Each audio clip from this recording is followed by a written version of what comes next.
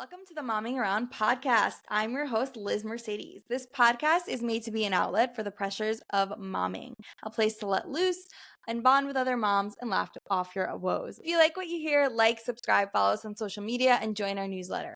Our merch is now live, so go get something for that special mom in your life who deserves it. I am super excited for today's guest, our very first guest. You may know her from her hilarious and real take on momming on TikTok.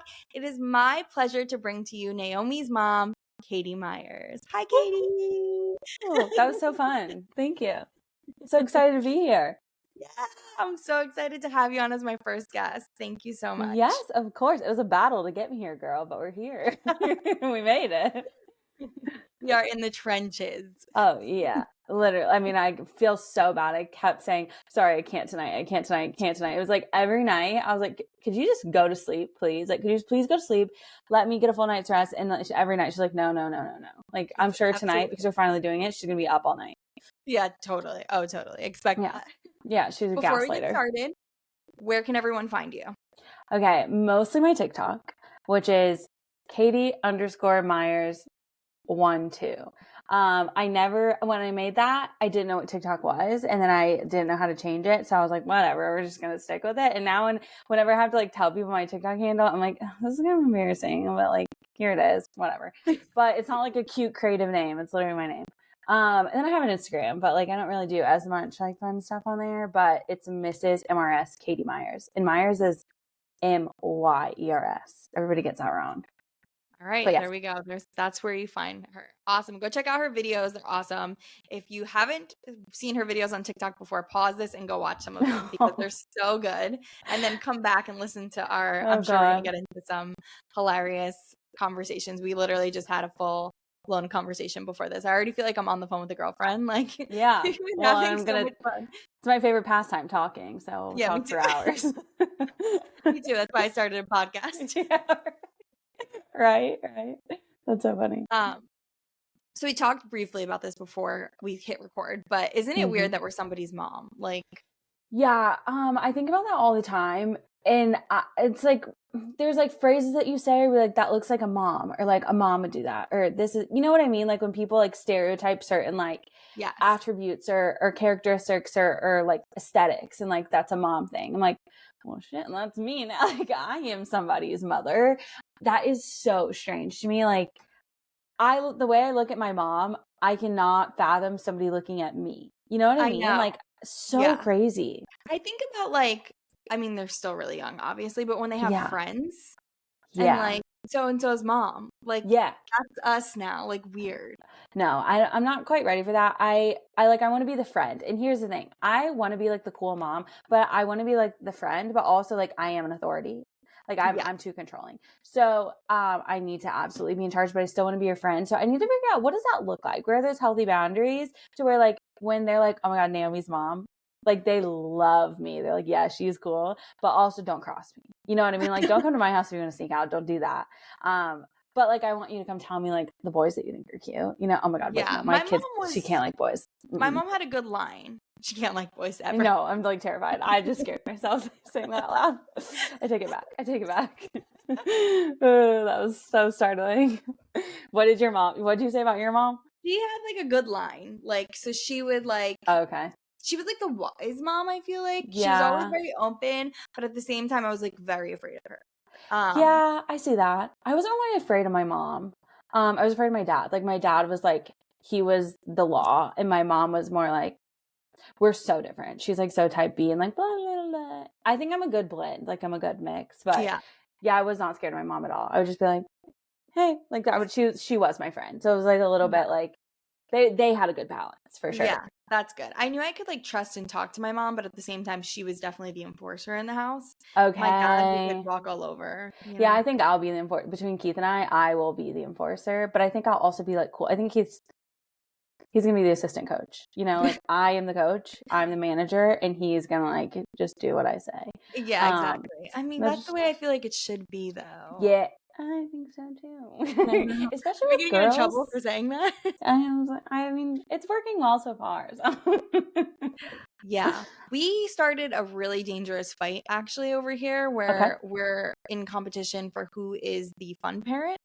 Oh, okay. And that can't end well. So far, and I would think that with him being so young, you would have a similar experience, but like I am it. I am Naomi's world. I am number one.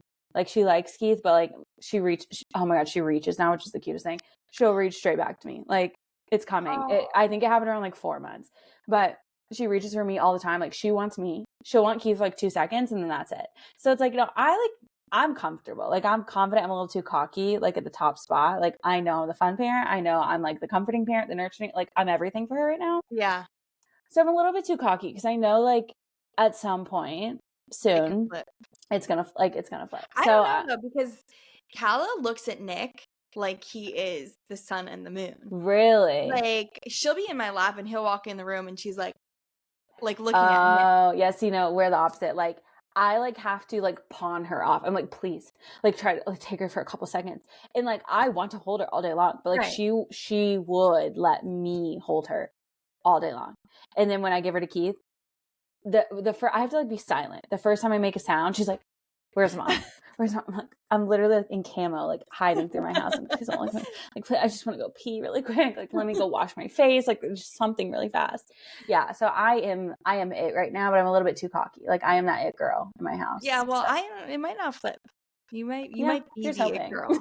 Yeah. Here's hoping because I'm a little bit too cocky right now. So. All right. So what made you start TikToks, like making TikToks. TikToks? So people ask me this sometimes, and it's like the weirdest.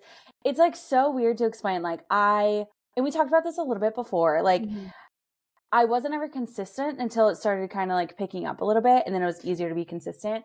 But I've always, like, my friends would literally hate me. I've always been the girl that like I would be on like Instagram stories when stories became a thing. I was like, it was my vlog. Like I was like vlogging my day. I would like chit chat. I would like ask Paul, like, what are you guys doing? And like, I never had that many followers, but it was like, I think I feel like this. I would hope that my friends feel the same way. But like, I have a lot of like more than acquaintances. I wouldn't say friends that I like keep up with regularly on the day. Wow, sorry. On the daily, like hanging out with them every day. But I have a lot of friends that I like, if I saw you out in public, I would, oh my God, hey, how are you? Like, what's going on? And we would like catch up. So that's kind of how I treated like my Instagram stories, if that makes sense. It was always like this is what I'm doing. What, like, I would want everybody to do that. Like, I'm so nosy. I'm like, what are you guys doing? Like, I want you to do that too. And so that's how I've always been. I've like, my best friend in college and I did have a YouTube channel, and like we do like little like YouTube challenges, and like it's so embarrassing to think about. Like I was a full grown adult. I was like 20 years old, and we like, you'd think we were like 12 the way that we were like acting on YouTube. But we made a music video one time too. Oh my gosh, I need to find that. YouTube music videos. Yeah. I mean, we were in it. So I've just always done that, and I've always made little TikToks. And like I would say for like the year up until I got pregnant, I was like giving it my best effort to be like a mid-size like fashion like influencer. And like, girl, I'm shopping at Abercrombie just like everybody else. Like I have nothing special. Like looking back at it now, I'm like, oh my God, that was so embarrassing. They're still up there. So if you want to go get some blackmail on me, go look at that. But it wasn't until I got pregnant that I realized like, oh, I actually have something to talk about, like something that I can talk to other people about, relate to other people about. And I didn't really realize the relatability part. Like that kind of came after like the people came. I think I was just like, this is what's going on, and I'm just going to like keep posting about it because it's something. I got a little bit more consistent. And then when it started picking up a little bit, which wasn't until my third trimester, there's been some people. There's been some people that have been there since the beginning, and they're like so sweet, and they've been like, I've been watching you since you were like this when you was pregnant. It's the sweetest thing. And it really started that like sense of community, but it wasn't until my third trimester. And then right around when I had her, it like really picked up. And then that's the motivation to like keep doing it. I already had the love for doing it, I just probably wasn't the most consistent.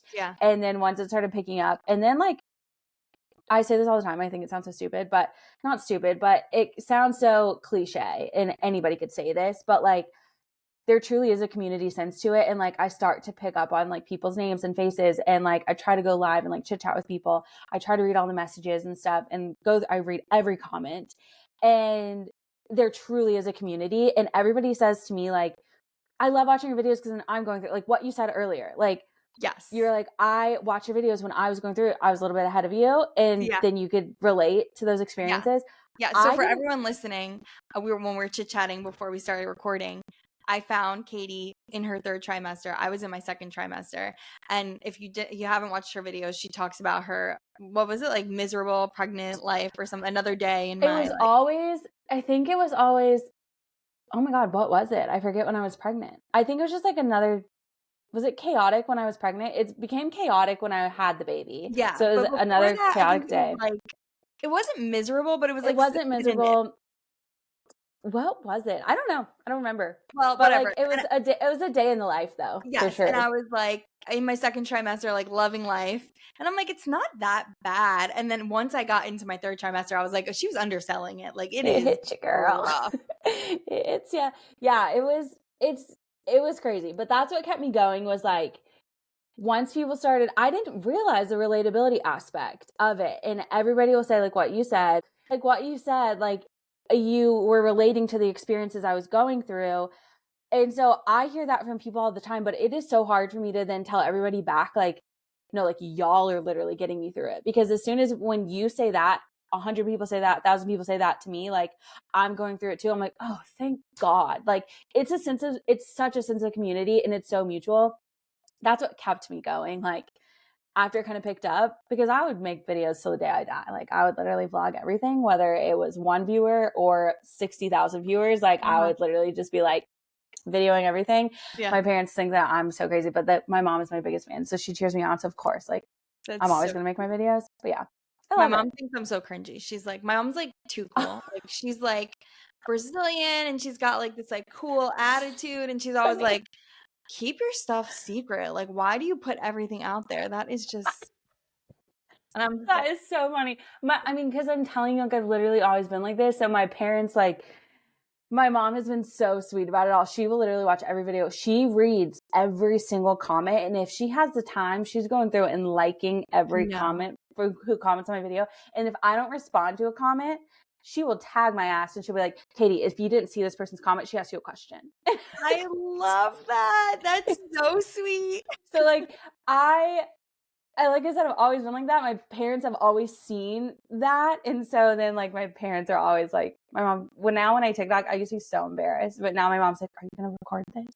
Should you record this video? Like, this is a cute clip. I'm like, okay, mom. Like, Really? it's And so she funny. records Yeah. like for you or like with you or? She will, but or she'll tell me. Or if I like start doing it, she totally gets the vibe. She was like, like this is a TikTok. Or she'll like flip her hair a little bit. Like if she's in the video, she'll be like, kind of fix her hair so that she like looks better. I'm like, okay, it's not about you. It's not about you. So I have to go back and look at the videos that she's in. Yeah, see if she's like, or she'll do it before. I try to cut it out. Do I? Is she obsessed with Naomi? Yeah. Oh my gosh, she's so obsessed with her. People say all the time, like, oh, let me, I'm sure you know how this is. Anybody that you know, they'll be like, let me know if you ever want a babysitter, which I have to say is one of the most awkward things because, like, yeah, I would love a babysitter, but like, I'm not going to call you up. I haven't seen you in months. Be like, you want to come watch my kid for me? Like, it's so weird.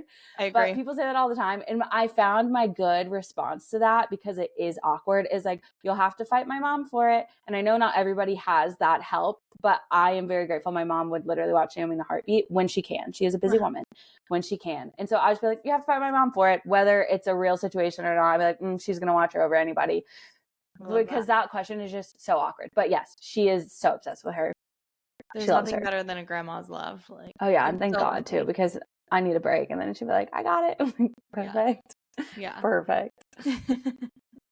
Yeah, we chatted a little before. My mom's in New Jersey, but she was here for 2 months when I had the baby. I know. Bless her. Bless her. And staying with you. Yeah, in our guest room. That is so good. That's awesome. My mom stayed for 2 weeks, but she's like 10 minutes, 15 minutes down the road. Yeah. So after that 2 weeks, then we kind of like got into a routine. I think she still came over like every single day, but she didn't stay the night anymore after the 2 weeks. But I was like, no, like I need you here. Like I'm falling apart. I'm literally falling. Like nobody told me this is what it was going to be like. Please stay forever. Yeah, no, Thank God. totally. Well, Thank God when for we went moms. to the pediatrician, I think it was after 1 month, because I think the 2 week Nick went to, and then he went back to work, and the 1 month she came Okay. with me. And the pediatrician was like, after 2 months, they can get a fever and they can get sick and it's okay. But before that, you have to take her to the hospital. And my mom's like, I'll stay until 2 months. And I was like, I had the worst Oh, PPA though, like the oh my worst. gosh, that's so sweet. She like heard that, knew that could be a trigger point. She was like, I got you. I'm here for Yeah. that till that benchmark. And then like you can breathe a little. I remember that and I was terrified. I was like, we're gonna have to go to the ER. Like, what are we gonna do? Like I have anxiety at baseline. So then postpartum, I was like, I wasn't surprised, but yeah, I was a little off my rocker.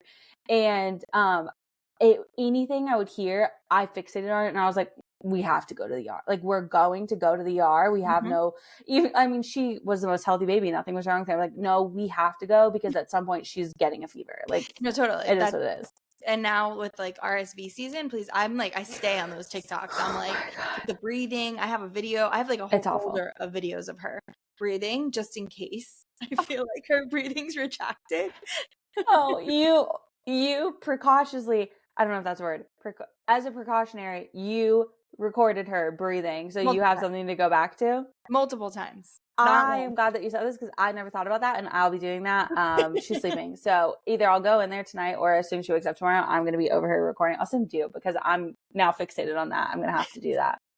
My anxiety is going to tell me that she's going to get sick and I'm not going to know what her breathing looks like. Or So she's not even sick, but like her breathing looks off. No, yeah. I'm glad you said it because I'm going to have a safe video of what her breathing looks just like. Just in case. Yes. Thank you. Of course. And then of course the week my mom left, both of us got sick. Mm-hmm. Oh, yeah. No that's fever though, thank God. That's what happens. Yeah. But good. Okay. So did she get sick? She was sick but she fought it better than I did. So I was like, I think we're good. Yeah. That happened to us. Well, here's what happened. Keith got sick and he went on a bachelor trip, which I joke on my TikToks. I make him sound like the worst husband in the world. And like, he's in on the joke. Like, it's funny. Some people don't really get it, but he's in on the joke. And I fully said, go on this bachelor trip. Like, go have fun. Yeah. It's all of our closest friends. Like, go do your thing. I'm fine. My mom's 10 minutes down the road. She came and stayed with me. And I was like, go do your thing. Well, this man came home sick. And I literally banned him. Like, he stayed in the guest room for, I think it was literally 2 weeks. And I was like, do not come close to me. Do not come close to the baby. I was driving myself insane because I didn't want his help. Mm-hmm. But I was like, I don't want any of us to get sick. How did I still get sick? I don't know. No. I still got so sick. But I was like stubborn. I was like, I'm not getting sick. I'm not getting sick. And so I didn't want any help still. I was like, no, don't help. I mean, that's just me being crazy. She didn't get sick. So exactly like you, the baby didn't get sick. So I was like, oh, thank God. I mean, she got a little like, right. I still brought it. It's exactly like what you said. We were on the triage line like every couple days. I said she didn't get sick. She like got it, but she was like totally fine. Right. So I was calling the triage line like, okay, well now she looks like this. What do you guys think? And they're like, she's fine. Like until she has a fever, like we're not really concerned. And I was like, okay, but like I'm gonna call you tomorrow and tell you what she looks like again. And I'll tell you, do you want to listen to her? Like, you know, you can hear them. Like, and what'd you say? And this is what her boogers look like. Mm-hmm. I was pulling them out. I'm pretty sure this is in a TikTok. I was pulling them out and I would take pictures of them to see how big they were. Like, is this normal? Like, yeah, it's fine. Like, then they were like, it's congealed milk. And I was like, no, I'm pretty sure that's a booger, but that's what you say. Like, you're the doctor. Yeah, that's what they say. I'm like, if you're the doctor, sure, I'll listen to you, but I'm pretty sure that's not good. But she still has giant boogers to this day. Do you find that like giant fun? I love picking them out. Me too. Yeah. Today, she had like a big one that I could see, right? And Nick went to go get the sucker. Best. And I was like, no. And I just dug right in. Let me just pull that baby out. Yeah. I have to find I need to find some like soft tweezers. I have a pair of tweezers that I only use when she's asleep. Somebody's going to hate that I said this, but I use them only when she's asleep. So she can't she's not going to move to really pull them out. She has big boogers. Yeah. The sucker doesn't always get it. We have like 3 different, we have like the nose Frida, whatever. Yep. It's too hard. Let me get the tweezer and just yank it out. So wait till she's sleeping. Yeah. But I need something like safer. Yeah. Yeah, I could see that. Like softer. Yeah. The nose Frida worked better, I feel like, earlier on. I don't know why. It's just when she didn't move as much. Yeah. And like the boogers weren't as hard. You know what I'm saying? Like they'll get, I never thought I would talk about boogers this much. I know. For real. I'm sure the listeners are like, this is great. But I also got one of those electric ones, thinking this is going to change our lives. We have that. No, I I love Frida for like a lot of their stuff, but those don't do it for me, the nose things. I like it didn't I would rather get in there like manually and let me like yank something out. Yeah. I'm the Yeah. same. Definitely for boogers. Yeah. All right, let's get off the booger topic so people aren't like, Like, okay, please stop. Let's talk about Keith with the rattle because I didn't Oh even my talk about this God. pre-interview, but oh my gosh, that's like Damn one of my rattle. favorite videos. That damn rattle. And okay, I actually learned. So I thought it was like literally just like the most basic rattle. Do you want me to tell the story, like Yeah, a tell the brief story. version? Yeah. So why did he not go? I think he didn't go to her first, was it 2 month shots? I think he just had like meetings. He was back in the thick of it at work. I was still off. I was like, I'm going to be a big girl. I'm fine. Like I can do it. And they actually, I was not fine. Just to paint the picture of how bad this was. Not only is she getting her shots, they were so late. So like they were running behind schedule. So she was hungry. Oh But god. then it was like people coming in at different times. So I should have just like nursed her. Like I don't know why I didn't just feed her. Because like I knew that she was hungry, she was cranky, whatever, but I was just like out of it. To finish painting the picture, they actually called me back in. This is multiple times they've done this. Made me do a full assessment. Again, I mean, they do the assessments like normal for like anxiety and stuff, postpartum anxiety and depression, but they like they had like did like a sit down chat with me, and they're like, "This is not good." Yeah, and I was like, "What do you want me to do about it?" Like, I was like, kind of like, I was hysterical, and I was looking at the doctor, and this was before they did her shots. So like I am just in hysterics. She's screaming. I know the shots are coming, and they're telling me like you need to do something about yourself. And I'm like, okay. So I'm like freaking out already. And they come in, and I'm like, I should have asked you, can I nurse her while I do the shots? I didn't, because I was, in hysterics. They lay her down, and they're like, as soon as we're done with the shots, you can pick her up and do whatever you'd like to do. And I decided to nurse her after that, and she was screaming in hysterics. So this was the first time she got shots. It was so bad. I took too long to like nurse her because I wasn't like ready. I just thought I could comfort her. I didn't know what it was like giving a baby shots. I thought like she would be fine. I was so naive. It was literally the worst day of my life. And no, it wasn't, but And so then she has her 4-month shots. Keith comes with me. I'm like preparing him. I'm like, this is the worst thing you have ever seen. Screaming, bloody murder, red. Like it's awful. I'm prepping him. I knew that nursing her comforted her last time. So this time I was ready to go. They're getting her ready on the table to do the shots. I asked if I could nurse her during. They said no. And I was like, okay, seems silly, but whatever. Yeah. They're getting her ready on the table. I've unhooked everything. My boobs are out. Like I'm ready to nurse her. Like the second she is done. So I'm sitting there. I mean, oh my God, these poor people in the room with us. I'm sitting there ready to go, tits to the wind, and the baby's on the table screaming. She doesn't scream that bad. I scoop her up. She's still hysterics, but it's not as bad as the first time. She's in hysterics. I'm lying. She had eyes closed, mouth wide open. That's how I remember she was screaming bad, because when I turn around holding her, boob out, nursing her in the air, I see Keith with his rattle like,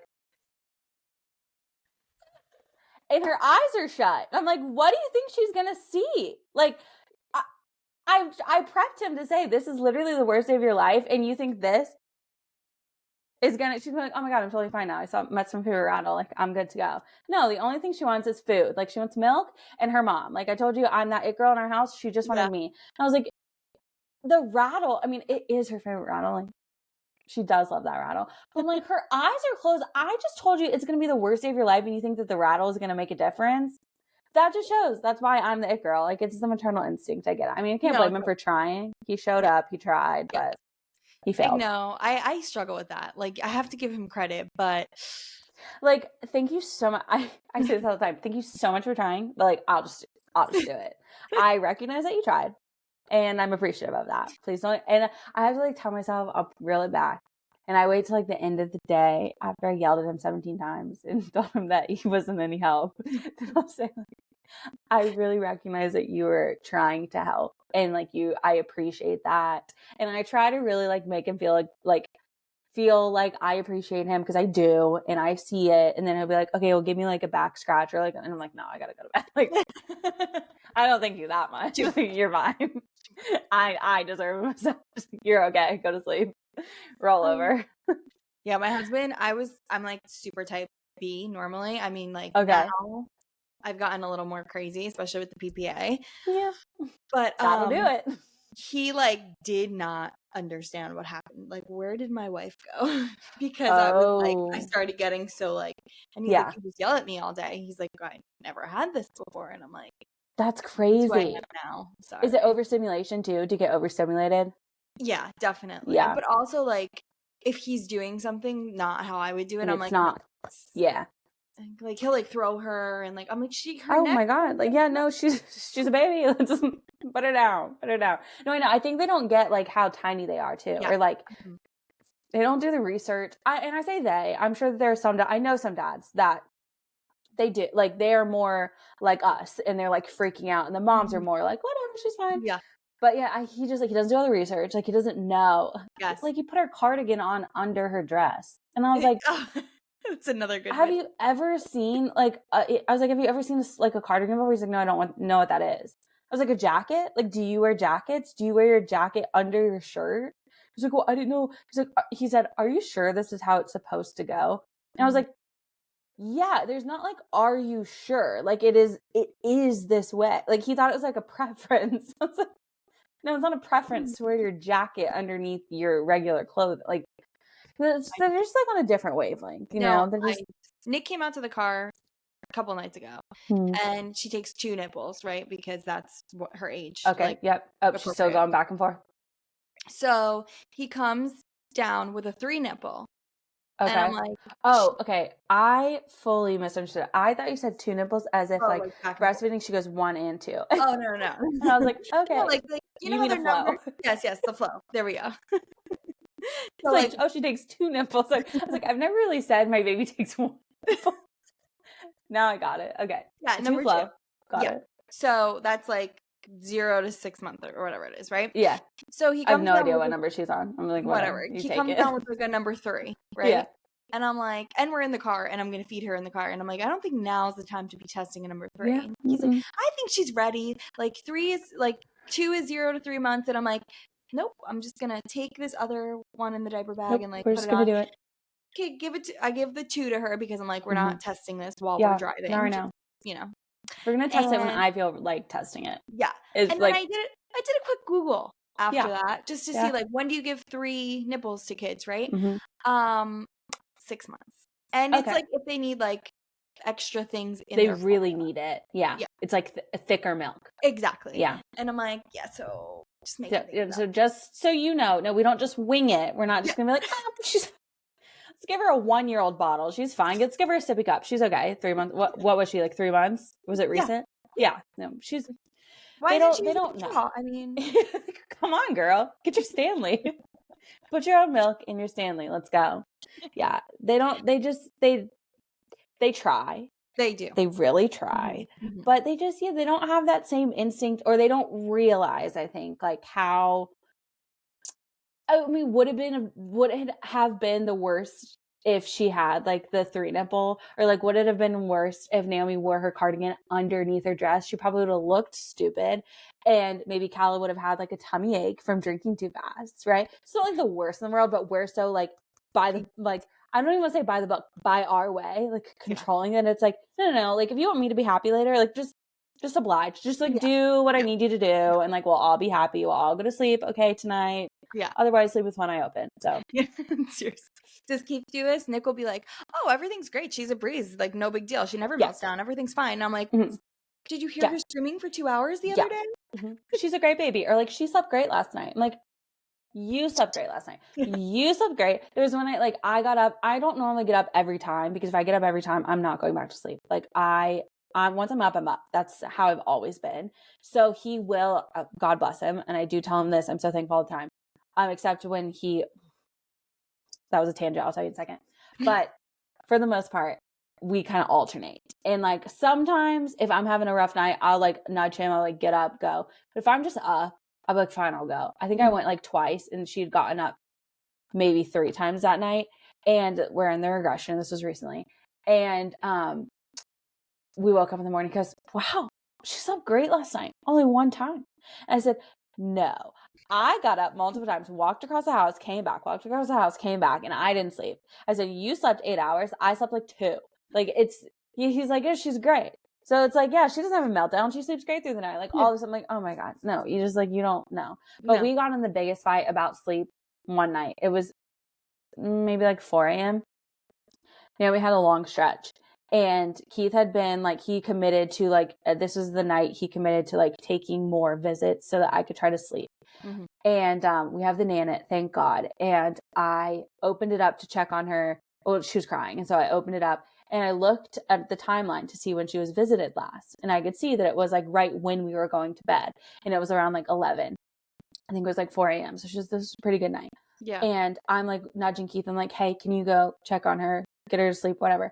And he was like, I just went. And I was like, no, you didn't. And he goes, yes, I did. And I'm like, did he go? Like, did I forget? And I'm looking at the time. I'm like, no, he didn't. But now at this point, we're arguing and I was wide awake. So I was like, fine, I'll just go.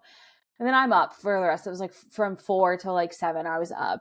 And then when he wakes up, he was like, yeah, I told you, like I went. And I was like, I showed him the Nanit camera. I said, you did not go. And he goes, oh, I'm sorry. Like I swore that he's like, well, I went at one point. I was like, yeah, 11:30 when we were going to sleep. You didn't go. You can never like think that you're right in that situation because I can know. Like I know what is true. It's on the Nanit camera. The Nanit never lies. Yeah, the Nanit doesn't lie. You can lie. The Nanit doesn't lie. So good. I can't. They try. They try. It just God bless them. They try. They try, yeah. And thank you for that. Yeah, thank you for that. I'm like literally sweating while he's like doing something. Like it's okay, it's okay. I'm literally just drinking. It's anxiety too. Like they don't have that. Yes. So I mean, Keith doesn't. So like he doesn't have that. So it's like we just experience it differently too. So if it goes off of what we want it to be, full anxiety. Yes. Like he doesn't. So he's like, whatever, it's fine. Yeah. I say to Nick sometimes, I'm like, I don't want to be like this. Like this isn't like. Yes. You just hit it on the head. Yeah, it's like I wish I was more chill about it, but I'm not. So I can't. I'm sorry. Yeah, not at all. But you had anxiety before you had Naomi. Yeah. Okay. Yeah. See, I thought I did. And then I had her and I was like, that wasn't anxiety. Like, I think that was just regular nerves. Oh, then you like feel, I mean, I will say like it. Yeah, I mean, I had it bad. Like I had it bad at times. So like I would say it's definitely, it gets much deeper, but I had the same types of anxieties, the same kind of like, and this is also goes into like dips into the depression pool, but like the depressive thoughts and episodes I would go to, I had the same exact kind of like, I have a lot of like thoughts and it's the same thoughts. And I had those way back when, like I had them well before her, but now it's just all centered around her. Yeah. And so that's where the depth is like, it gets deeper because this new person comes in that you're literally so obsessed with and you love her more than like you could ever imagine anything in your life. And then that depressive and anxiety stuff comes in and you're like, whoa, like that overwhelm was wild. But like, I'm happy to say now, like 5 months, I'm feeling better. Are you feeling better? I'm definitely feeling it. The first 2 weeks my skin was crawling. I was like I was not okay. Yeah. Definitely feeling better. And I see someone. So good. That's one thing I did wish I did. And I immediately, I was like looking it up. I think it was just like, I mean, I got medicated right away. It took me a little while to like get on the medication because I've had bad medicines in the past. So I wish I had done it sooner because I felt so much better. And I had a TikTok about this. Like, I wish I had done it sooner. I just like, I got it right away. I went to the doctor right away. So I got my help. Then I was like stalling on like executing. And that's one of my negative traits is like I will like stall and procrastinate on executing something because I get nervous about it. Yes. Especially I feel like with breastfeeding because then that's like affecting her too. But it's safe. Yes. Like they're telling you it's safe.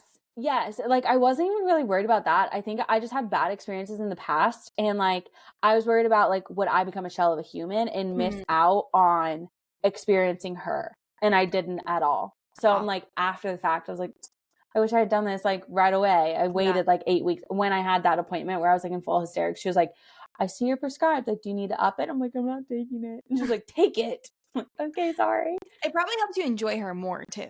Because and like now full disclosure, like I've kind of weaned off of it because well, that's a whole different postpartum topic. Like, I'm trying to figure out my whole like hormones and weight and all of that. Mhm. And so I was like, I want to try to like get back pure. And like, I know that if I like start freaking out again, I can get right back on it. Mhm. It's called something. I think the girl who told me it was called like titrate or titration, when you can like wean on and wean off. And Okay. so my doctor gave me a plan so that I can do that. I should probably like call her back if I'm like gonna go back on my meds instead of just being like, I'm good. So I don't advise that. But so I would call her back Not and be like, medical help advice. me. Yeah, I'm not a medical professional. I would call her back and be like, help me.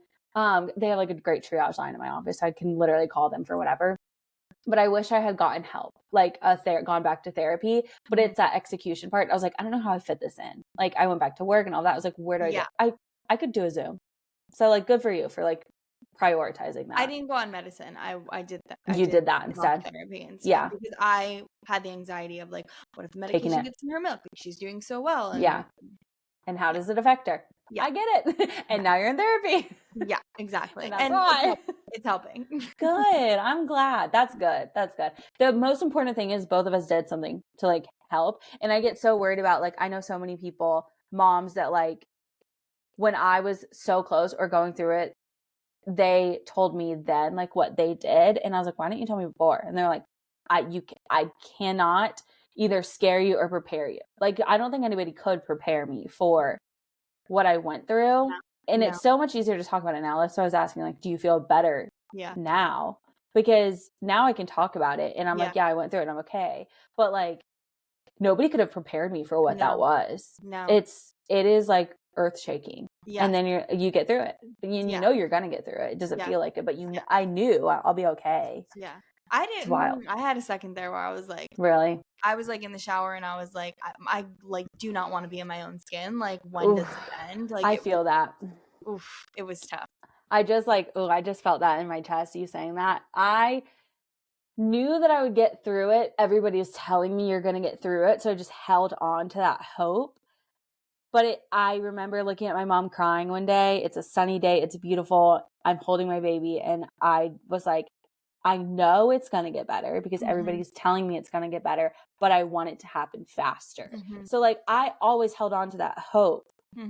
But I know exactly what you're feeling. I can feel it in my chest right now thinking about that. I picture clear as day, like my scenario. And like, you feel like it's going to take forever. Like it's awful, but we're through it. We did it. We made it. Yeah. We did. Yeah. What? My knees are sweating. All right, let's get off this topic. Yeah. Boogers, anxiety. This next topic is not an easy topic either, but perfect. let's talk a little bit about labor and delivery. We both got induced at 39 weeks. We both had very different experiences, but let's talk about it. I know you talked about it a little bit. Yeah, no, I know. I want to hear yours because you said it was very different. Yeah. You go first. I'm so annoying. No, my labor and delivery was so easy. Like, so was mine. The easiest, like, I was like worried. I wanted you to go first because I wanted, if anybody was like scared, I was gonna be like the cherry on, like, it's fine. But yours was easy. I was like, I was so worried that you were gonna be like, mine was the worst thing ever, and I'm like, oh, mine was so easy. So easy. I'm like, get it. I tell her, like, I'm like, if you hear induction stories that are terrible, like, mine was so easy. Like, I have endometriosis. Okay, yeah. So I was like, okay, I'm gonna wait to see if I need the epidural, and I literally went until 6 centimeters before I got the epidural because I was like, this is nothing. And then I hit 6 centimeters, and I was like, bring that thing in here now. Get it in. And they did. While I was getting it, I actually talked about this already. So sorry, listeners. No, while I was getting the epidural, my husband was like sitting in front of me, holding my hand, and I was like ready for like the pain. He passed out like while I was getting the epidural. So then they sent my mom out of the room because only one person could be in the room. There's a rush of like nurses and stuff because he passed out. Yeah. And he was like unresponsive too. Like the nurse was like calling him. And I'm like, I'm telling, like he looked like he was dead, but I'm like, because he gets like super pale and like alarming. But I'm like, he does this. Like he's fine. Oh, like, wait, that's so funny. Keith does too. He didn't pass out, but like that is so funny. I would be like, oh, he's okay. Like, he's fine. I'm like, he's totally fine. Like don't worry about him. We went through IVF. So he had to get blood work, I think, twice. And how did that go? And passed out both times. And then he had to have surgery because So he had to have surgery a couple times, and he like had to tell them like, you need to lay me down. You need to give me something for Tommy first, and Do then the whole thing. yeah, You say something for my Tommy. so bad. It's Poor so baby. so bad. So anyway, so everyone rushed in. Then I'm like shaking while they're trying to put in the epidural, like the part where you can't move. I can't stop shaking because I'm laughing so hard because it's just like the best. Like I said from the beginning, he was the one that was going to pass out. Like I Wait, would. that is so funny. That is hilarious. So And bad. then you're not shaking in pain. You're shaking because you're laughing. So hard. And they're like, you can't move. And I'm like, I'm so sorry. Like, I can't help it. Like, That is so funny. And so they get it in. I take a nap. And Oh, yep. then The epidural nap. Yeah, so nice. I woke up and the nurse is like, can I check you since you're up? So I was like, sure. Yeah. They checked me and her head was right there. And then 6 pushes and she was out. Yeah. What was your like time frame? Like how long? So I went in at like 9:00 at night. Yeah. But I didn't start laboring until probably like 4 a.m. because like I wasn't being responsive to the medicine at first. She had the cord wrapped and we didn't know it was like loosely wrapped. Oh, so you had to be like careful. It was like going down. And so the nurse came in and said we might have to do a C-section. I was like, whatever you got to do to get her out. Yeah, just do it. And then everything else happened. And so when did you deliver? 3:40. So probably like I labored for like 12 hours, I guess. Yeah. Not full 12 hours, but like I said, it was like nothing. I was like, is this 10 labors? Yeah, okay. I feel like ours are like they're pretty similar, but mine was I did experience more pain, but I also was like I tried to be a hero and I thought that I could go longer and longer and longer. And my nurse, I love my nurse by the way. Like everybody always says this. I'm going to gloss over this very fast and everybody's going to be like, what the heck? My mom and my sister were run over by a car when I was 8 months pregnant. I remember. And yes. And I'm just glossing over it. They're fine. And they were selfish. They were taking my pregnancy away from me, but they're fine. And so they did spend weeks in the hospital and had multiple surgeries. And I was there as much as I could be. I think I was there for like 10 days. And while I was there, I did not realize, people say how like hard nurses work all the time. Oh my gosh. I never like saw it. I never was like the recipient. I was never a patient or like a family member of a patient to like really see like the inner workings of the hospital. Oh my gosh. So between their experience and then 2 months later when I gave birth, nurses are literally like, oh my gosh, I would literally ride or die for my nurse. I loved her. Her name was Lynn. She was a Southern lady.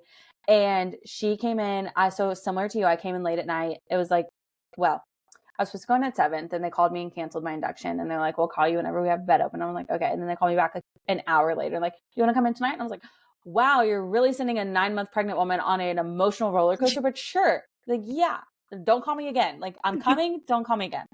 So I went in at like 11:30. I also think that's a trick. They got you to come in before midnight so they could charge you a little extra on your bill. I'm not sure about that. I need to ask somebody, but they had me come in at 11:30. Like, why not just have me come in at 12? I don't know how the hospital time works. Yeah, but 11:30, they started me on just like the cervix side attack, cervix softening. Okay. And then I was in labor or like not active labor. I'd been contracting for weeks, but all that day. But they just like, it wasn't happening. And so then by the time I was on the side attack, that would really get me going. Yeah. And so then they gave me Pitocin at 9:30 a.m. Lynn, my sweet nurse, gave me the Pitocin and she comes back like an hour or so later and she was like, how you feeling? I was like, fine. She goes, cool, cranking it up. And I was like, okay. Like I was like getting a little bit nervous, like, what does that mean? Yeah. And she would keep coming back and then she was like, I'm going to call your doctor and we're going to break your water. I'm like, cool. He comes in, breaks my water at like, I don't know, like 10. I had the epidural in by 12 and I was losing my shit. I was like, oh my gosh, I'm not going to make it. My nurse was bearing down on me, literally like holding me down, tucking my back so that like, you know, that spreads out your spine. They're like, they put rags on me. People are like holding my face like this and like bearing me down. And I'm like, oh my God. I'm like, I'm not going to make it. I'm not going to make it. Keith did leave the room because Keith does also pass out. Okay. He's got a whole thing. Okay. So I was like, get out of here. Like, don't even look at it. Don't see. He left. And then my mom was in front of me and my mom was just kind of like like, she's the most helpful person there is when it comes to, like, comforting me. Yeah. But she was just kind of like, because I was like freaking out. Yeah. After that, golden. I think I got it at like 12, and she was like at 12 p.m. Yeah. I think I was like 4, maybe 5 centimeters. I don't remember now. Yeah. But she was like, you were trying to be too tough. And I was like, I didn't know. Like, you don't know what to expect. She was No. like, next time when you just feel the pain, just do it. If you know you're going to get it. And I was like, yeah, there's so much like a stigma around the epidural. Yeah. And I was like, yeah, I should have just got, like, I don't know Yeah. why I was trying to be tough. Like, I want to get it. Just get it. Yeah. But then I had her at like 5. So it was like 5 hours later. I had her, took the epidural nap, and then they came in, and I thought we were practicing when I was supposed to start pushing. So it did take me like 20 minutes to push. I probably could have done it a lot faster, but I genuinely thought we were practicing. My doctor wasn't there. My doctor was at home. Yeah. My doctor was at home because I progressed so much faster than they thought. They checked me at like, I want to say they checked me at like 3:30, and I was like a 7. And my dad and my sister left the hospital, and I was like, yeah, I'll be like hours more before I get to 10. And before they even got home, which was 10 minutes away, I was at 10. They're like, let's push. And I was like, I'm not ready. And she was like, no, we're going to push. I was like, I thought we were gonna had a couple more hours. Yeah. Like, my doctor was telling me 7 p.m. and this was like 4:30. And then and I was like, oh, I'm not ready. And then she was like, well, your doctor's still at home, so he's like running here. And I was like, yeah, I'm not pushing. And she was like making me, I literally thought we were practicing like a prep. And then she's like, try harder. And I was like, okay. And then whatever. It was like 20 minutes I pushed, and I was They like, made me wait for my doctor. Yeah, nope. Apparently that's not a thing at my hospital. They're like, come on, Very girl. nice. That's nice, because I was like, I had to wait like maybe 10, 20 minutes, maybe 20 minutes. Did you feel anything? Yes. I didn't. I was like, she's going to come out on this table. Yeah, I didn't feel that. I think they put a little too much epidural, and I never upped my epidural because I was a little bit too weird about it. Okay. And I think it was a little too strong, or like, I mean, maybe it was just strong enough. I didn't feel any of that. She's like, do you feel like you're going to poop? And I was like, not really. Like, I don't feel anything. Like, I didn't feel anything. They had to tell me when I was contracting still, like, to push. Yes. So like, I wasn't sure like what was going on. Yeah. So, no, I felt like I had to push, but I didn't feel like I was contracting. And then they would be like, okay, your contraction's coming, 1, 2, 3. And then they would tell me to push. It was like, I said after that labor and delivery, literally immediately after, and then you have the euphoric high of like your baby. Yeah. I was like, I would have 17 kids. Yes. Like, take out the pregnancy, take out the postpartum. Yeah. 17 kids. Labor and delivery. Like, if I could be someone's surrogate just to deliver, I would do it. Yeah. It was, I mean, induced and with an epidural, I would do it. It was like so. It was so good. It was amazing. Yeah. And I also realized, I think we should say, not everybody has that experience. So I realized how thankful I am, because I'm kind of scared that I'm going to get karma. Like, I don't think I deserve any bad karma, but like, I'm scared the second child I have, it'll be a full different experience. I'm like, well, tapping out, I'm done. That was it for me. I mean, I think that it's supposed to get easier, right, with each kid. I hope so. That sounds great to me. Yeah. That sounds nice to me. Yeah. I'm going to hold on to that hope, and I'm going to be like, no, it's going to be easier this time. Yeah. We know what to expect. So yeah, that's true. That does make it a little bit easier. Yeah. Yeah, but like, people that are gonna do sometimes like have to get like the balloon and stuff, and that's I don't have to do any of that. Well, no. But I was like, I was in like, what do they call it, early labor for literally like 2 weeks. Your girl was going through it, because it was like, I kept losing my mucus plug. I kept having bloody show. Sorry guys, boogers, bloody show, everything. I don't know. Apparently. Wow. And I would like tell my doc. So a lot of people hated that I said this, but my OBs like rotate. So I would see like 5 different doctors, but I think there were 3 delivering OBs. And I saw the same 3 towards the end. You know, you go like every week. Yeah. And I saw the same 3 towards the end. And I knew who I wanted to deliver. I would have been fine with any of them. But the one who scheduled my induction, he scheduled me on a day so he would deliver. Love him. Nice. And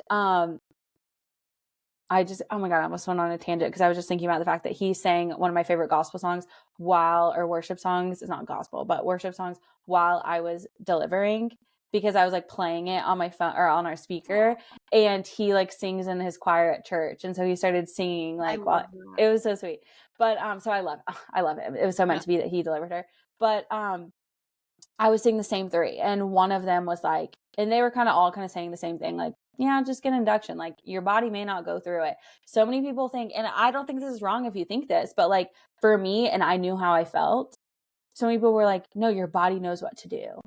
My doctors were telling me, oh, your body's trying, but it's not doing it. Yeah. And so they're like, it happens with first time moms sometimes. It's like your body knows, but it's just not getting you to that point. And it may, like, your body does know what to do, but like it may be like later than we feel comfortable delivering, later, too late to where you might have some complications or whatever. Right. And so I was like, yeah, I'm tired of this. Like, I have been contracting for 2 weeks. I'm bloody show multiple times, mucus multiple times, all of that. I was like, take her, let's go. Like, let's do it. So, but people didn't like that I said, my doctor told me my body just may not go on its own naturally. And they're like, yes, your body will. And I was like, I'm going to listen to my doctor. Yeah. I mean, people have feelings about induction. Yeah. And I'm just like, yeah, they do. And I didn't think I was ever going to get induced. I was like, it's not safe. Like, I don't need to do that. My body will just go into labor on its own. Well, when I was 38 and 39 weeks pregnant, 38 and 39 weeks pregnant, going through it, I was like, induce me. Like, I gotta go. Yeah, you don't know until you go through it. Just like I didn't know that the third trimester was going to be so tough until I went through it. Me either. I was like, pregnancy isn't breeze. Yeah. No, it's not. Not anymore, girl. Not anymore. You feel the weight of that baby. Yeah. Ooh. I just, I don't want to go back there right now. Yeah, I know. It makes me feel nauseous. Yeah. Breastfeeding journey. That's another thing. I think it's an important conversation, and you actually just recently kind of started talking about introducing some formula and all of that. So how's that going? It's going really well. So she gets formula every day now. My breastfeeding journey was so much easier than I thought when it started. Like, that's amazing. She latched really well. My milk came in great. I was grossed out by breastfeeding before I had her. And I was like, I'm going to try and give it my best effort. If I have the milk to do it, I'd love to, like, I didn't realize it's still called breastfeeding or exclusively breastfeeding, even if you pump. Like, you can exclusively pump and it's still breastfeeding. And so I was like, I will do that. I'll just pump, but like, I'll let her like nurse to get my supply in, and then I'll pump. And that was my plan. And I had met with lactation consultants, and they agreed to, like, they were like, do what you feel best, but like, that's a good plan if that's what you want, is to nurse for a couple weeks and then pump.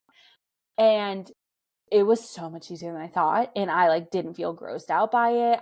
We had that. I was one of those people that had the like euphoric like bond. Some people get like depressed when they breastfeed or like feel different things. I was good. I was like, great, let's do it. Totally fine. It got so much harder when I went back to work. Pumping all the time is so different from nursing all the time. And I couldn't keep up.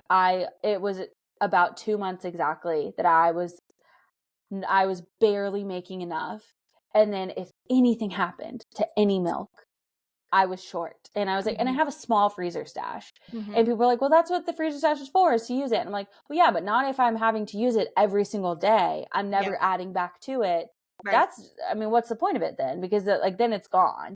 And like, I want to keep it for emergencies if like I have no milk ready and it's there, like I don't have that much. It's a couple days worth. And so I was like, I was so stressed over it. And I was like, I don't think I can do this anymore. It's so much different pumping all the time versus nursing. And so multiple bottles of milk got spilled in a week, not by me. And I did forget milk out a couple of times too. So it's not other people's fault. It's my fault too. But that I was short on milk. And so finally I was like, this is it.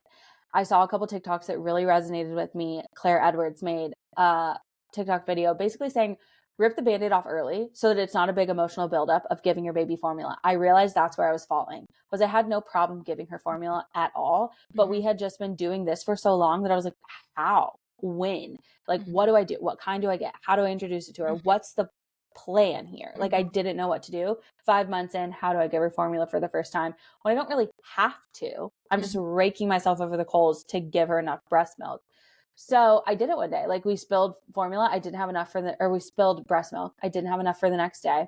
Literally went straight to Target, and I was like, all right, we're just doing it.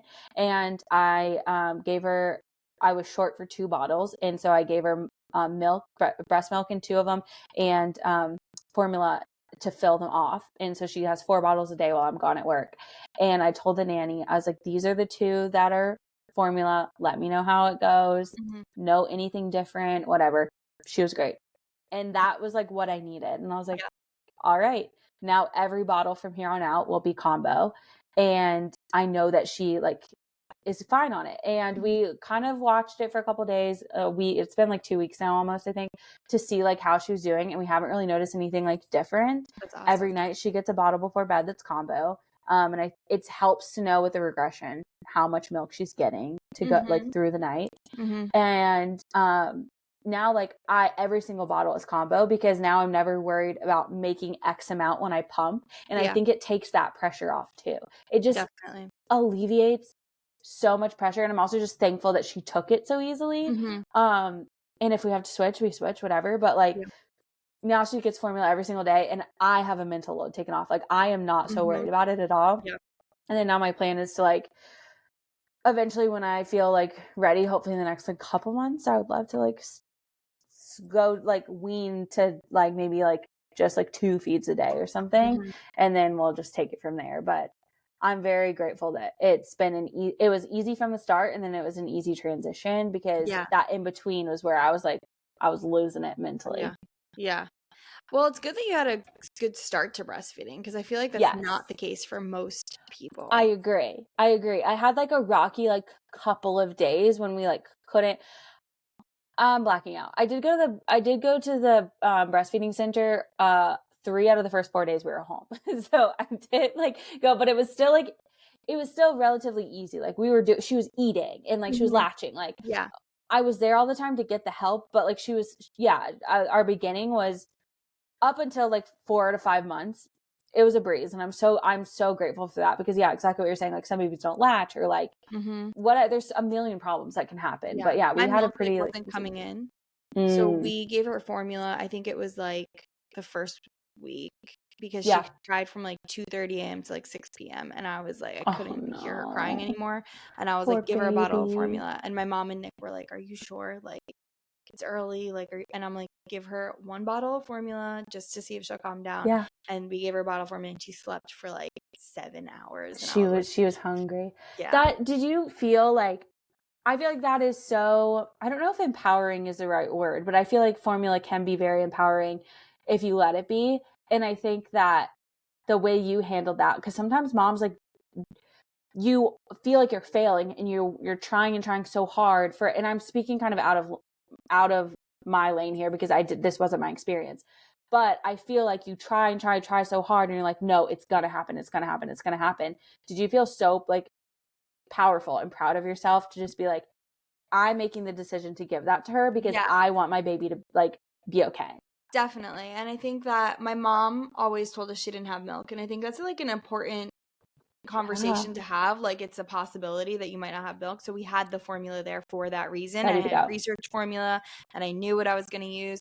And so we had that. So like, yes, like I felt like, oh, my milk isn't coming in, and it was kind of like, it's still sad, a little bit, but at the same time, I'm like, at least I can give her what I can give her. And until this day, like I never gave her like a full day's worth of just milk. She'll always get like a bottle or 2 of formula, but I kind of like had the expectation that I might not have milk, so at least I can give her what I can give her. I do think that is huge, because I will be honest, I like did it. I know that my mom breastfed me and my sister for like a year. I think my mom said it wasn't until we were like 15 months that we were fully weaned. Wow. Like by a year. And I can't picture that. I'm like, oh my gosh, that's insane. By a year, she was weaning, and it was like 15 months that it was a full wean. And so I never like thought about it. Like I knew that I had formula as a baby. Like she combo fed me, but I was primarily breastfed.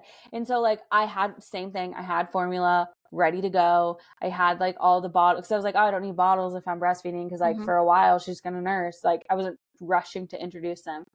But I did get some bottles in case I had to formula feed and all that. But I really went into it, which I think helped me. No expectations whatsoever. I had a plan of what I wanted. I was like, I would love to nurse for a couple weeks and then pump. But like whatever happens. And like it just kind of fell into place. It sounds like it was like so perfect for me, but that's not what I pictured at all. So like I think going into it, no expectations and just letting it happen is how you have to try. As a type A person, it's hard to do that, but like I think when you have literally no idea what's going to happen to you, like I could not still fathom. I'm about to have a child. I know. So like, I was like, as much as I could, I had no expectations because I didn't know what was going to happen. That Yeah. helped it all too. That helped Yeah. the whole situation. Yeah. Do you have a plan of like when you want to like stop breastfeeding or not sure? So if I'm like selfishly to like take full control back of my body, I am feeling like an alien in my body. Yes. Like the weight, the hormones, I'm Yes. still like having the night sweats. I'm like, I thought that was supposed to stop. Like there's so much. I would love to stop tomorrow. But I think about the time and I'm like, I want to go to 6 months and then I think I'm going to start Mhm. like actually weaning. So I have Mhm. I have not even a month left. She's 5 months old. I have not even a Okay. month left to like, I think that I want to like fully do it. And I think the Yeah. only reason why I want to do that is she's going to get breast milk regardless. Cause I'm going to slowly do it. I think the only reason is just like, when you have that anxiety, that's Yep. really what it is like the 6 season. Like I want to Yep. get her 6 months cause that's a benchmark. And I really want to try to get her through 6 season. Well, she's going to get breast milk regardless through 6 season. Cause I'm going to combo as I wean. Mhm. But it's that anxiety telling me like you have to do it until this point. And I'm Yeah. okay with that. Like the fact that I introduced the formula helps me mentally, Mhm. like kind of relax. I'm not as like freaked out about it. Now it's just I want my body back. So Yeah. once I hit 6 months, I think I'm going to go back to my breastfeeding clinic and say, okay, help me come up with a plan. I want to wean, whether Mhm. it's like over 1 month or over 2 months or whatever. Yeah. But I right now I'm trying to keep one of the best things about like introducing the formula now and combo feeding is that I'm keeping my schedule the same in terms of pumping.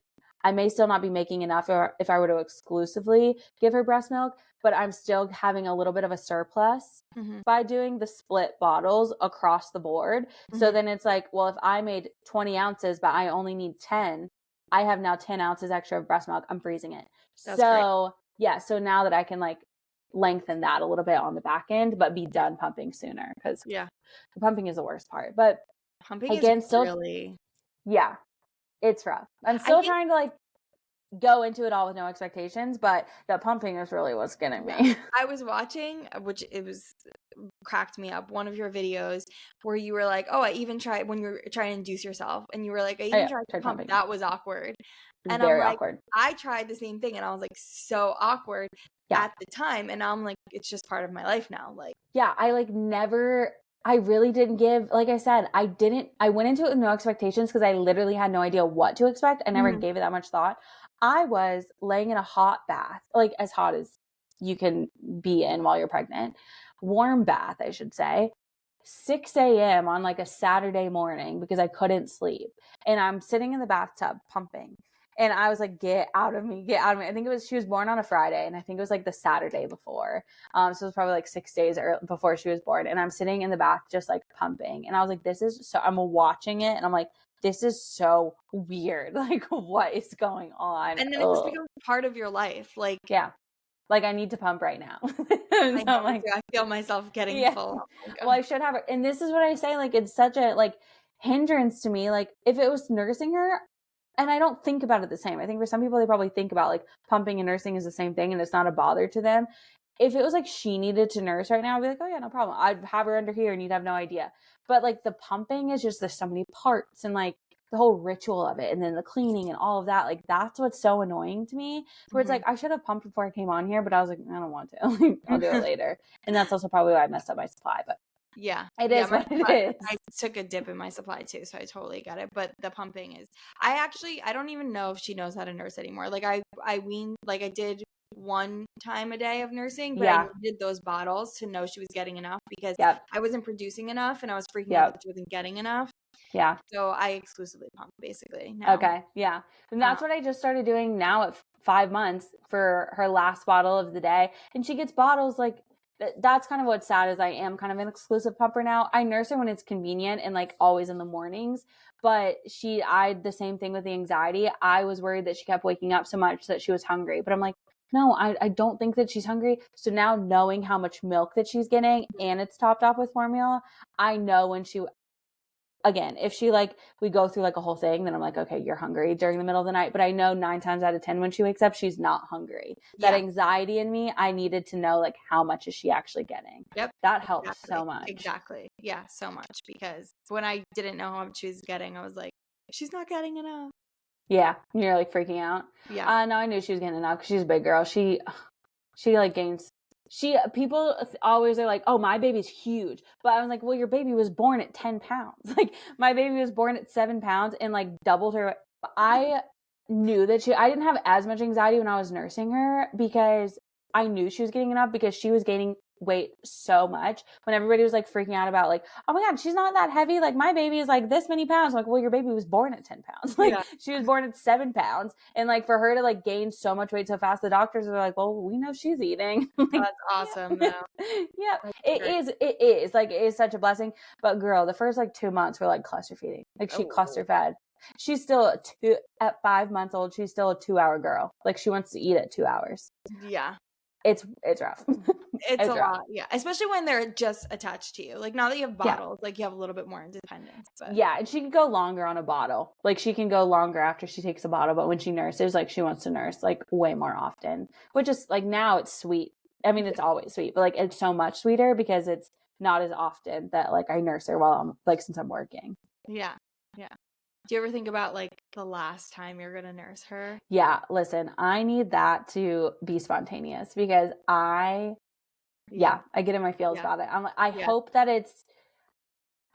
there's not like a formal last time. Like, I hope that it's like, and this is also me just like having high hopes, but I hope that it's like, I'm like weaning and I like nurse her sporadically and it's just like randomly the last time and I don't realize it. I think that that's how I would want it to be.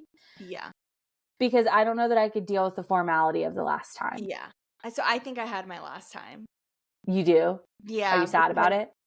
A little bit, because I've been like the last couple days, like I've tried here and there, even when she's really hungry. Oh, because she won't latch. Not anymore. Okay, when you said that, I didn't even think, like, that didn't register with me. So how recently was that? Like the last couple days, probably. And she was hungry. Like, I know she was hungry, and I like hand expressed to like have her smell, get it going. Like, I need the bottle. Like, okay, and so that was recently. Do you want to keep trying to latch her, or are you like at peace with knowing like that was it? I think I'm at peace with knowing that was it. Yeah, that's good. I don't think. But you still have milk, so if you wanted to try again, you could. Yeah, she's still gonna There's get no finality through, pumping. Yeah, and it's kind of like, I think it's okay. Yeah, I mean, I think the glory of that is like you have the ability to try again. If you wanted to. There's no finality there. You're still giving her, like you said, your breast milk.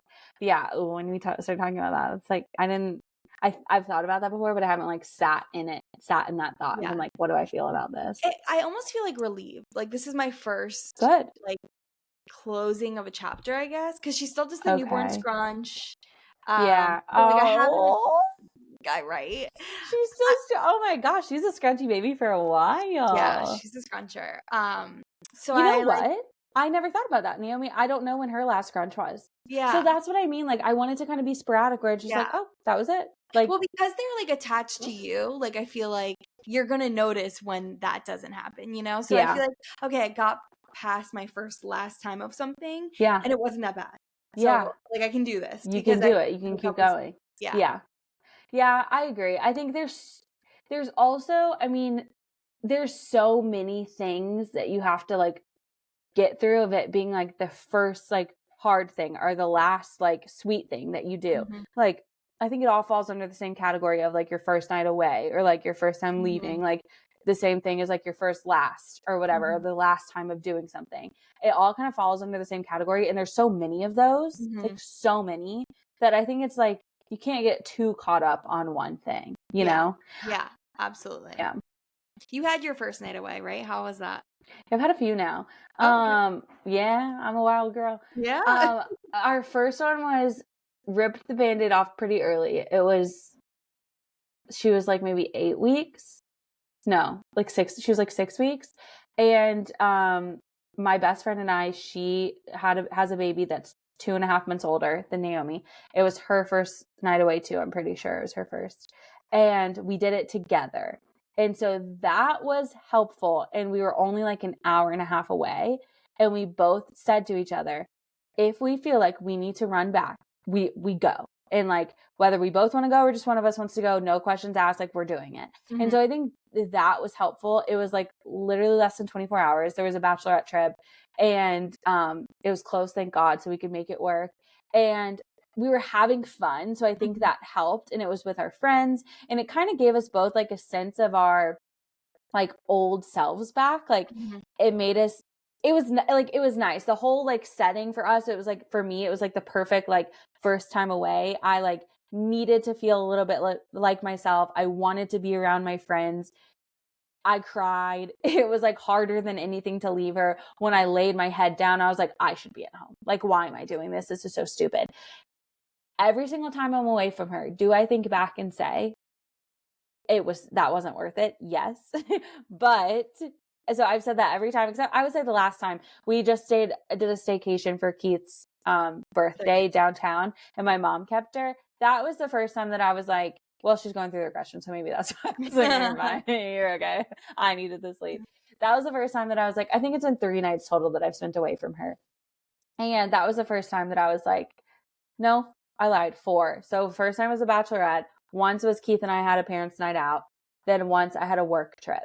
And that, of course, I was like, I enjoyed my time, but like that was not worth it. Yeah. The parents' night out, like had so much fun with Keith, but I wish that we just like came home out. Like I wish I would just got my baby instead of like she slept at my mom's house. I wish I just like got her instead. So each time was like not worth it until the most recent time. I think you just get a little bit more comfortable. She gets a little bit older. And I'm like, okay, like we're doing it. And I think it's just like practice, you know, like you like gotta like warm up to it. But I think it was good for me, for my like my mental health to like early on get that sense of like old life, like normalcy back, because like you're never going back to like pre-baby.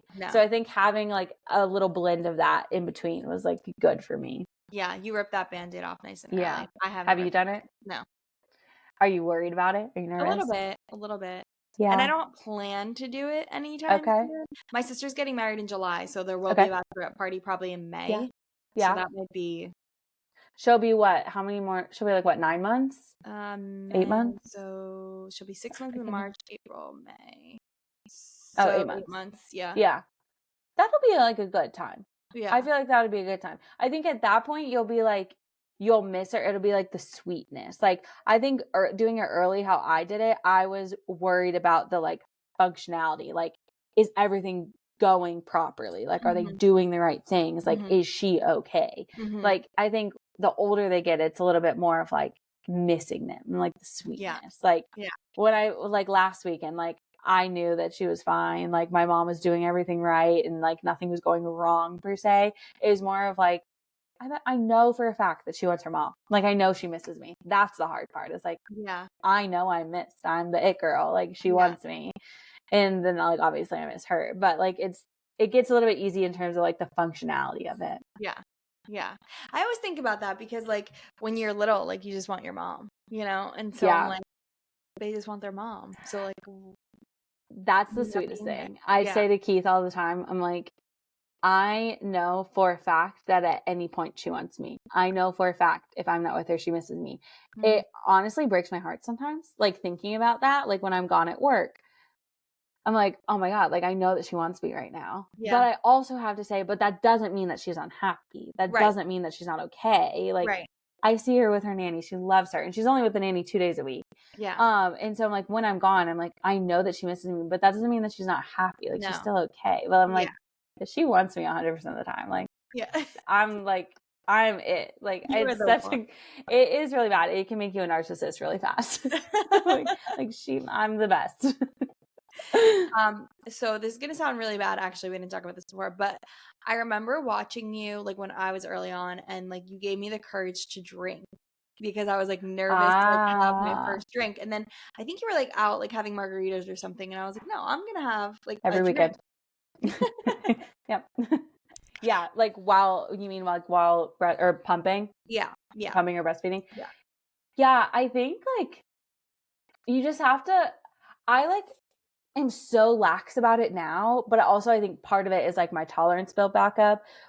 Early on, it was another Band-Aid you have to rip off, like another first. And I was like, oh, but we used to be social people. And so like, every weekend it was like, what's going on? Where are we going? Like, it wasn't like partying, but it was like going to meet at this happy hour, or like, let's celebrate this birthday or whatever. It was always something. And that is so different now. But now it's like, okay, let's like, what brewery or like baby friendly, like outdoor bar can we go to? Like things like that.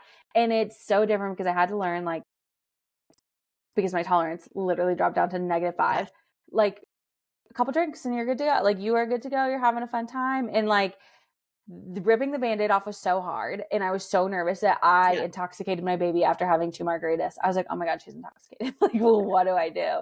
She was fine. But I think you just have to do your own research and figure out, what do you feel comfortable with? I went to like all the breastfeeding classes, the lactation consultants. I listened, searched the TikToks and whatever. And I kind of then heard every opinion from this end to this end, all ranges of the spectrum. And then I like came down to my own conclusion. I was like, what do I feel comfortable with? And only a few times have I, like, it's really more me just like getting a little bit out of hand and then too cautious, like scary. Like, I'm like, not scary. I get too nervous. Like, am I okay to nurse her? And I'll be like, no. I'm just going to like pump. Some people are like, no, you're talking about like, dude, feed them whenever. And I'm like, I'm nervous now. So I think you just have to like kind of figure it out, but it's another Band-Aid you just have to rip off and be like, let's do it. And it's so rewarding. Like, you're like, oh my God, I need this margarita more than anything. So bad. In the beginning, I'm like, oh, like it was, now it's like normal. Like, and I'm like, oh, it is what it is. But back in the beginning, I was looking forward to that margarita. Like, I would like reward myself on a Friday. Like, it's the same day every day in the beginning, but like on a Friday, I think when Keith would be off, I'm like, I have help. Like, I'm rewarding myself with this margarita for getting through the week. Like, oh my gosh, that was the best in the beginning. That was me this Friday when when I asked Nick to come home from work. Yes. Yeah. Because of the meltdown. And then I was you like, need it, girl. Wine, it's happening tonight at dinner. Yeah. Oh my gosh. It's the best. Like, I fully now get why moms always say like, oh, I need a drink, or like they reward themselves with wine at dinner at the end of a Tuesday, or like on the weekends they're like, I need this. Like, I never got it. I'm like, okay, chill out. Like, no, you don't need it. But like, no, I get it. Like, it is a reward. It's just like unwind, even if it's one. Like, it's just unwinding. It's a reward. I get it. Quiet everything down for like once, and just like chills you out for a second. You're just like, this is so nice. Like, it's quiet, cuddling up with my glass of wine. Like, it's the wow. We sound like alcoholics. I'm like talking dirty to myself. I'm like, oh, I love it. A nice glass of wine. Everyone's like, are you guys okay? Do you need AA? Maybe. Yeah, if I have a second kid, like, oh, girl. Are you planning to have more? Yeah. I don't know how many more. We'll see. I think it also depends financially, because these kids is expensive. But definitely one more. And I don't know when yet at all. Like, I don't know at all. I don't like that when people ask when. It's like, I'm like, I don't know. Like, I had someone lecture me on the perfect age gap. It was a family member. Lecture me on the perfect age gap and say, you need to have them 2 years apart. And I said, I don't really think I want that. And she goes, no, you need to. It is the perfect age gap. You want to have them 2 years apart. You don't want them to be too far apart, do you? And I said, I like didn't talk with her about like my anxiety and depression and all of that. And she's like, we're going back and forth. And I finally was like, I barely made it out of postpartum. I was like, I really struggled. It hit me hard. I was so anxious and depressed after I had her. I'm going to give myself a break. I said, no, I don't want to. Like, I do not want to have them so close together. No. If next year I'm like, great, let's go, then I'll do it. But like right now, I am not telling you I'm having them 2 years apart. Yeah. The when question, it's the same thing as after you get married. When are you having kids? Yeah. When are you having the next one? Like, I don't know. Yeah. I'm not sure. We got the when you're having kids pretty bad because we've been married for 7 years in March. And we just had her, but we had 3 years of infertility.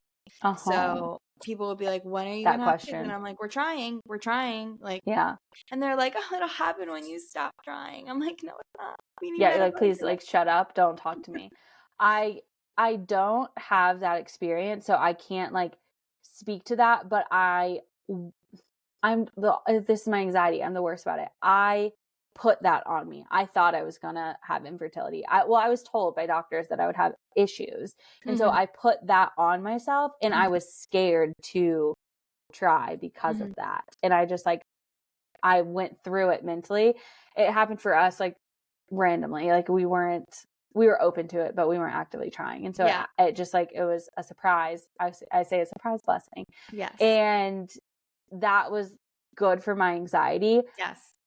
But I like feel for you, because like the going through it, just not wishing it upon myself, but like putting that in my brain, those questions were triggering. I cannot even imagine when you're actually going through it and people keep asking you that question over and over again. Like, did you like what was your like response? What would you say back to them? We're trying, but you know, it's not happening. And then they'd be like, oh, it'll happen when you stop trying or whatever. And I'd be like, it's nope. Did they give you like old wives' tales, like, oh, you have to do this, you have to do this? Oh, yeah. Well, that's the other thing. And that's like something really important that I feel like people need to talk about. It was him that had the problem, and everyone was trying to fix me. Yeah. And it was like, well, so-and-so did this. And I'm like, listen, I could stand on my head and it's do not everything. Gonna happen. Yeah. That is so hard, because everybody thinks, honestly, I think that this is something with getting pregnant, with pregnancy, with parenting, motherhood, like all of it. I think it's an older generation thing, but no, I'm going to be honest, because my comments are filled with it. I think it's every generation. Yes. And sometimes it's the best intention, but sometimes people don't realize it is unnecessary at the time. The advice nonstop of like, well, this is what worked for me and it will work for you too. Or you should at least try it because it's what worked for me. Of any category of like this whole, from trying to get pregnant to having the kid, like the actual kids are here, like all of it. I love like knowing what people are doing, but I don't love the like constant unsolicited advice in the perspective of like when it's given, like this is the only thing that's going to work for you. Right. I'm like, let's take it. Like, you don't know if I've tried that or not. Like, let's take it back a minute. Like, you know, just like what you were saying, like you were doing literally everything to try. Yes. It's all, no. All right. So we're like an hour and a half in. I told you I'm a chit chatter. Sometimes I'm like, I get too in my head. I'm like, delete this, like don't post it. But I still do, because I'm like, maybe somebody will like it. And then I always end up like, for the most part, I still post everything. And then I'm like, sometimes people message me like, this one was it. Like this like really helped me. I'm like, oh, thank God, because I almost didn't post that one. And that, like, if one person was like, that resonated with me, I'm like, okay, good. That's all I needed. Like, I just one. That's enough. But I talked for way too long. Yeah. No, I don't think so. I think it's great. And I feel like more than one of your videos have resonated with me. I mean, I appreciate that. So before we go, let's talk about my Christmas conspiracy. Okay. I'm so excited to hear what this is. Okay. So we didn't talk about this before because I wanted to get her genuine reaction with you guys. So, Grandma got run over by a reindeer. You know the song? Yes. Okay. I think Grandpa killed her. Or like did it. Oh, do we think she died? Did she? Okay, so in the video she comes back, but the video is misleading and the video doesn't really go with like the song. So okay. Yes, she dies. In the song it says she dies. Okay. Grandpa's not sad about it in the song. Okay. I'm not really familiar. Can we take a quick pause for me to go look at the lyrics? Yeah, let's look up the lyrics. Hold on. Because he didn't. I know exactly the song you're talking about, obviously, but I don't think I'm familiar with all the lyrics to where what you're telling me that like Grandpa's not sad. Like that's throwing me. It must be him. But I want to like get familiar. Okay, so Grandma got run over by a reindeer walking home from our house Christmas Eve. So obviously Grandpa was with her, right? You can say there's no such thing as Santa, but as for me, the kid, and Grandpa, we believe. So like, okay, already sketched. Okay. She'd been drinking too much eggnog, and we begged her not to go, but she forgot her medication, and she staggered out the door into the snow. When we found her Christmas morning at the scene of the attack, she had hoof prints on her forehead and incriminating claw marks on her back. Okay.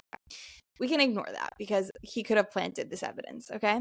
Oh, yeah. Grandma got run over by a reindeer walking home from our house Christmas Eve. You can say there's no such thing as Santa, but as for me and Grandpa, we believe. Still sketchy. Okay. Now we're all so proud of Grandpa. He's been taking things so well. Why is he taking things so well? Yeah. See him in there watching football, drinking beer, and playing cards with Cousin Mel. Now, in the video, Cousin Mel is like real sketch. Okay, like him and Grandpa have something going on. Or Okay. her and Grandpa have something going on. So like, what are we thinking? So far? Yeah, so far, I would say, I'm going out on a limb here, and I live in South Carolina, so I feel pretty comfortable saying this. Like, I think they're a little bit redneck here in this song. So I am thinking he's a hunter. So he's got access to different hooves. You know what I mean? Yeah. Grandpa has access to different hooves. I mean, just the song setting is pretty redneck to me. Again, I feel comfortable saying that out loud as a South Carolinian. And I think that he probably took a deer hoof, like a reindeer, a deer hoof. Okay. I do think any kind of hoof, he has access. Yeah. So the planting of the evidence, super easy for him. There we go. Super easy. Why is he watching football and drinking beer after? Like, why is he okay?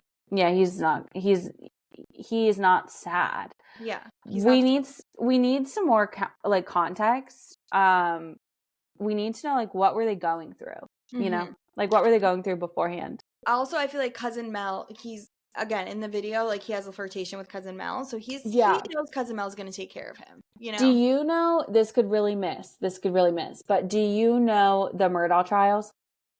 No. Okay.